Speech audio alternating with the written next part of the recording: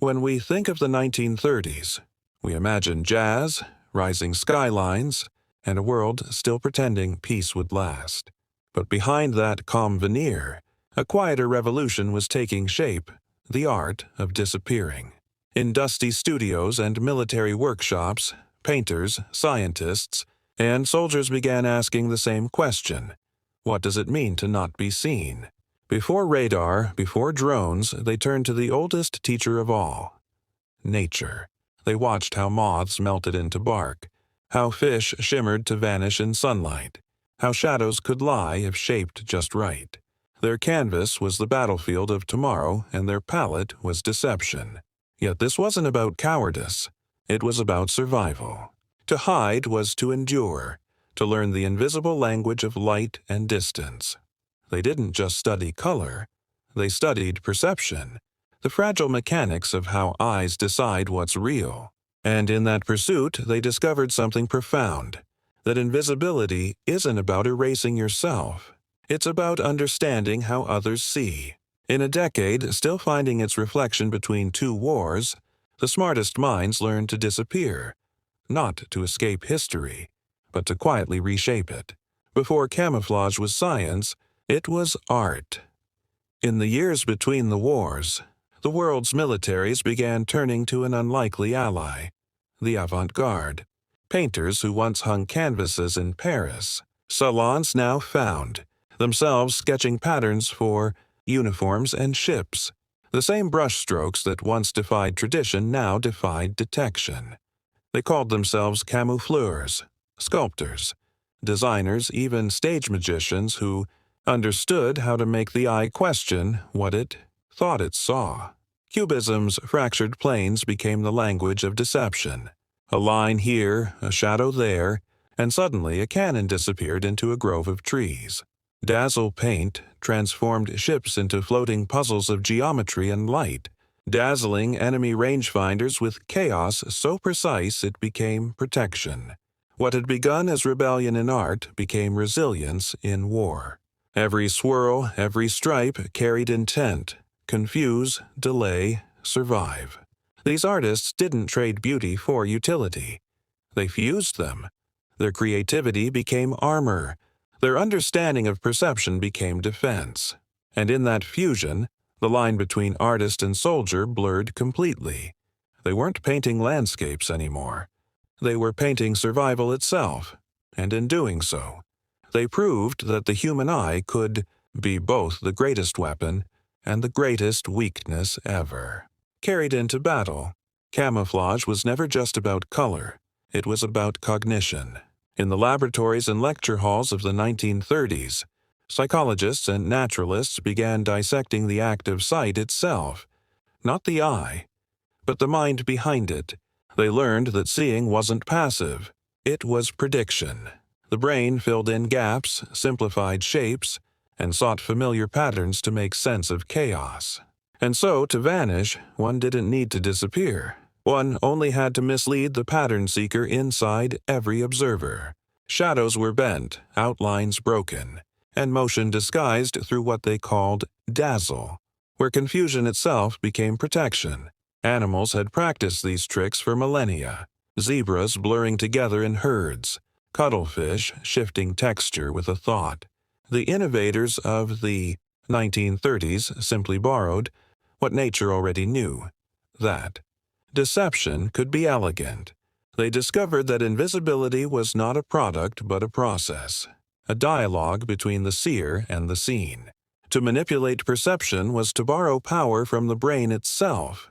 And while most studied how to reveal truth, these visionaries studied how to bend it, turning the science of sight into the psychology of survival, proving that sometimes the surest way to be seen is to control how you're noticed. Camouflage wasn't confined to laboratories or military sketches. Long before war officially arrived, ordinary people began practicing the quiet craft of invisibility in their own backyards. Across Europe, gardeners draped ivy nets over windows, turning homes into living walls of green. Shopkeepers repainted their storefronts in dull tones to mimic abandonment, while children learned to streak rooftops with irregular blotches that broke the shape of a house from the sky. What looked like play was, in truth, preparation. They were rehearsing how to fade. In coastal towns, fishermen used old sails to cloak their boats at night, blending them with the horizon's gray seam. Families stored supplies in cellars hidden behind false doors, or dug shallow trenches disguised as vegetable rows. Each act, small and improvised, carried a single purpose: to make danger lose its aim. These weren't soldiers, but citizens who understood that survival often begins with subtlety. Their strength was not in confrontation but in cleverness. They learned to listen to silence, to move in rhythm with shadow, to live as if the landscape itself could shield them. And, though their names never appeared in headlines, their ingenuity wrote a quiet kind of heroism, one built not on defiance, but on the grace of knowing when not to be seen. By the late 1930s, deception had become its own theater of war. Nations quietly raced to master the illusion of absence, not by force, but by trickery. Entire landscapes were rewritten to fool the sky. In France, factories were painted with tar and chalk to resemble peaceful villages. In Britain, false airfields were built, complete with wooden planes and paper tanks that shimmered under sunlight just convincingly enough to draw enemy fire. In Germany, entire munitions plants disappeared beneath canvas rooftops painted like meadows. From above, the world became a stage set, where truth and imitation traded places nightly. Behind these illusions worked teams of engineers, painters, and stage designers, illusionists of necessity. They sculpted shadows, studied sun angles, and learned that deception was most powerful when it felt natural. Even mirrors and lights were repurposed to bend reality, scattering reflections that turned metal into mist. It was a strange kind of warfare, one fought with color, silence, and suggestion. No explosion, no confrontation, just the quiet victory of misdirection. And though their work went unseen by design, its impact was immense. They had proven that survival could be engineered, that invisibility could be built, and that in a world preparing for destruction, illusion itself became a weapon worth perfecting. When the war eventually came, the world remembered the weapons but forgot the wisdom. The camoufleurs' greatest discoveries weren't in paint or pattern, but in perception. They learned that the power to hide began with the power to notice, to see the world not as it appears, but as it behaves.